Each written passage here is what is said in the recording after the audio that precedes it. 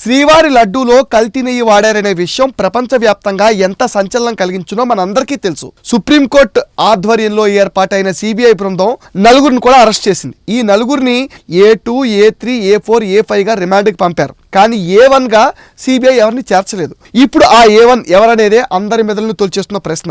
రకరకాల పేర్లు అయితే మీడియాలో చక్కర్లు కొడుతున్నాయి. వైవి సుబ్బారెడ్డి, ధర్మారెడ్డి, భూమన కరుణాకర్ రెడ్డిలో ఒకరు A1 అని మీడియా రాజకీయ వర్గాల్లో ప్రచారం కూడా జరుగుతుంది.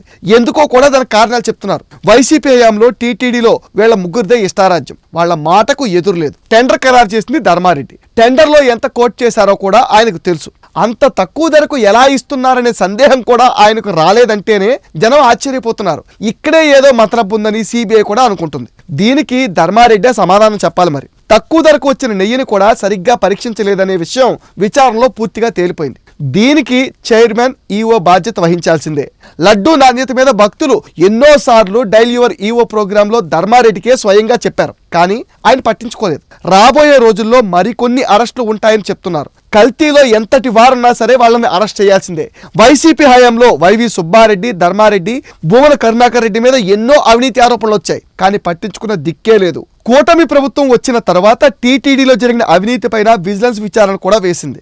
విజిలెన్స్ రిపోర్ట్ సీఎం దగ్గర ఉందని కూడా చెప్తున్నారు. ఈ లడ్డూ కల్తీ విషయం బయటపడటంతో వీళ్ళ పాపం పండిందనే చెప్పాలి. సిబిఐ త్వరగా విచారణ పూర్తి చేసేసి కల్తీ చేసిన వాళ్ళని, ప్రోత్సహించిన ప్రతి ఒక్కరిని కఠినంగా శిక్షించాలని కోట్లాది మంది శ్రీవారి భక్తులైతే కోరుకుంటున్నారు.